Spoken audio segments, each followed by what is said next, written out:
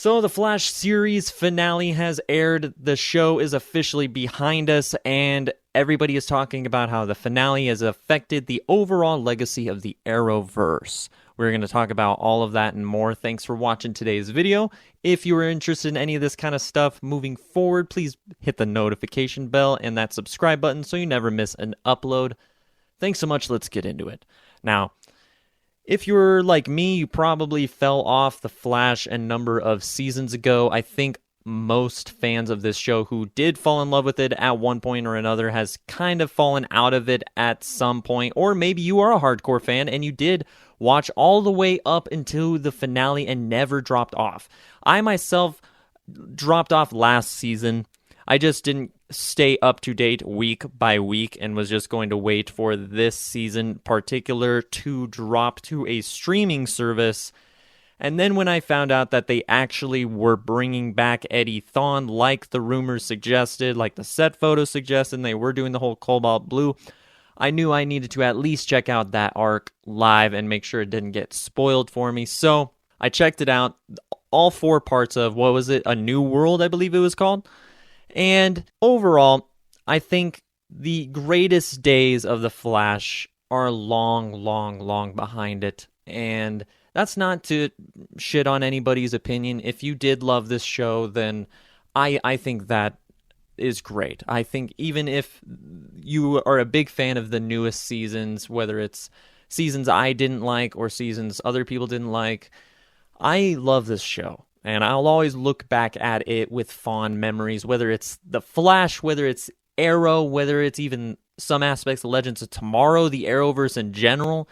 And really, I'm 26 years old. I mean, there's been DC television for 23 years. So only 3 years of my life have we not had a DC TV show on that network. That being said, it is a 23-year-old kind of model where that phase of television, that phase of storytelling is behind us. And I think that the Arrowverse overall has just been kind of outdated a little bit in the last couple of years. And I think that just the way television as a whole has changed very quickly over the last few years, just changed very dramatically in a short period amount of time. The Arrowverse didn't really ever evolve or adapt with that.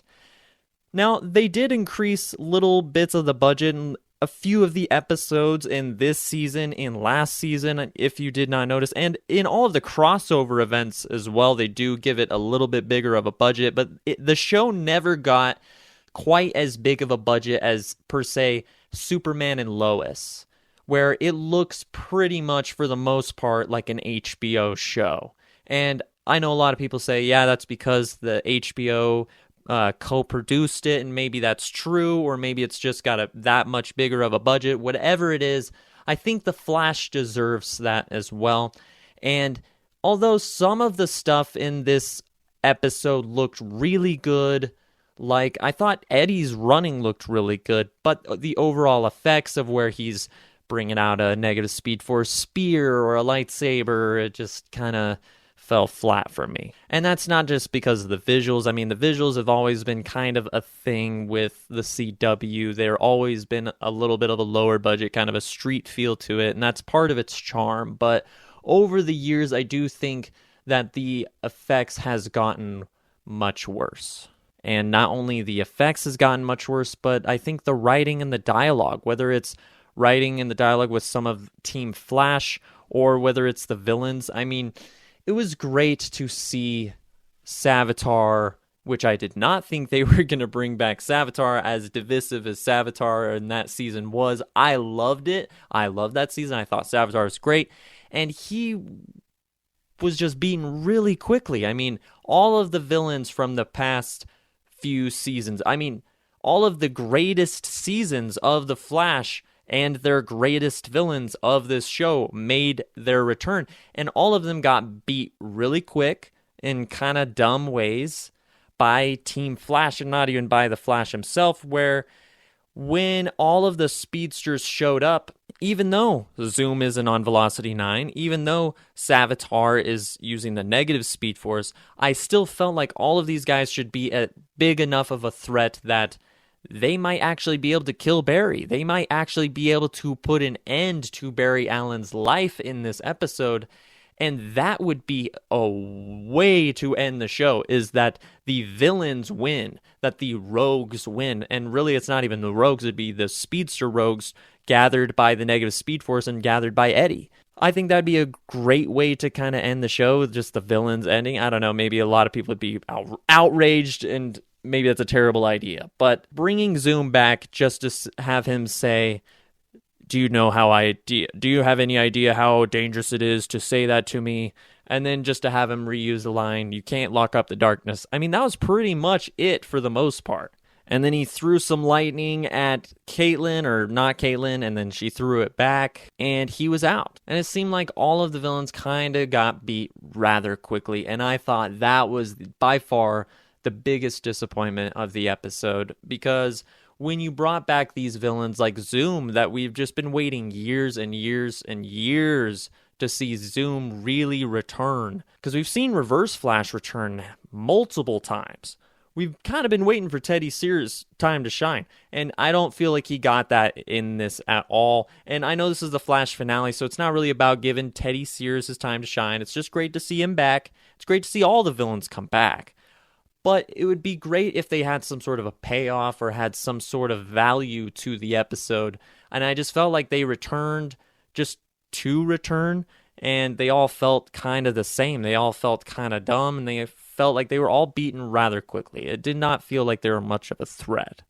And that's really a shame, because Savitar and that whole season where you had this evil Barry and emo Barry going on, that to me was really compelling. And having the whole idea of what would Barry Allen do if he lost everything and if he had to sit by and watch as it happened. And then you beat that Barry, but then he has another chance for his own redemption and his own revenge in this finale. And they did absolutely nothing with it. At first, when it seemed like he had killed XS, when it seemed like he had stabbed her in the back, when he'd stabbed Nora, I thought, oh man, if anybody was going to do it, it would be Savitar or Zoom. And then you saw her phasing. I was like, oh no. And just boom, he was done, out for the count, real quick, just like that. And to me, that was a bit disappointing. But the things that did matter is that they did focus a lot on Grant Gustin and Barry Allen and giving him a proper send-off and giving Team Flash a proper send-off, which honestly, to me, I thought that they might have even spent too much time on Team Flash and not enough time on some of the villains and Barry himself. But that's just my thoughts. I was left a little confused just because, like I said, I did drop off last season. I did not catch all of this season. I didn't watch the whole Red Death story arc. I did literally just hop on at part 1 of A New World. So some things didn't make sense. Maybe some of my criticisms are a bit harsh for your taste. Don't get me wrong, I love this show, and I absolutely love Grant Gustin as Barry Allen. He is probably still always going to be my favorite Flash. It's going to be a very long time before somebody comes around to try and dethrone that. And with that being said, despite my flaws with some of the things that they did, some of the choices they made with the villains, I thought that everything they did with Barry and Iris was perfect. They had a great send-off for them and the family, and for Nora, both versions of Nora. It was also a disappointment not to see Cisco. I thought that was a little bit of a disappointment, not just for me, but for a lot of fans. But overall, I think there is a good chunk of Arrowverse fans that will always look back at the Arrowverse, whether it's Arrow, whether it's Flash, Legends of Tomorrow, Supergirl, hell, Constantine is kind of technically part of it, Black Lightning. I'm sure I'm forgetting something. We'll look back at those shows and think, man, these were the first to do it. They were the first to do the big crossover event on television, and doing it on network television, where you're not just having a bunch of characters show up on one show, you're having multiple characters show up on 5 different shows and recording 5 different shows at once. And just the whole schedule behind those crossover events is something that sounds so traumatic yet exhilarating at the same time. It's something that we're never going to see again, unfortunately. And, maybe that's for better. Maybe something to be said is that the Arrowverse deserved a bigger budget and for the last several years deserved better writing. But I'd say in the first 5-6 years of Flash, maybe even 7, was super solid. First 3 seasons were great of both Arrow and Flash. Some amazing crossover events. The return of Brandon Routh's Superman is certainly one of the highlights of the Arrowverse. The return of John Wesley Shipp as really any character he played was a welcome addition to me.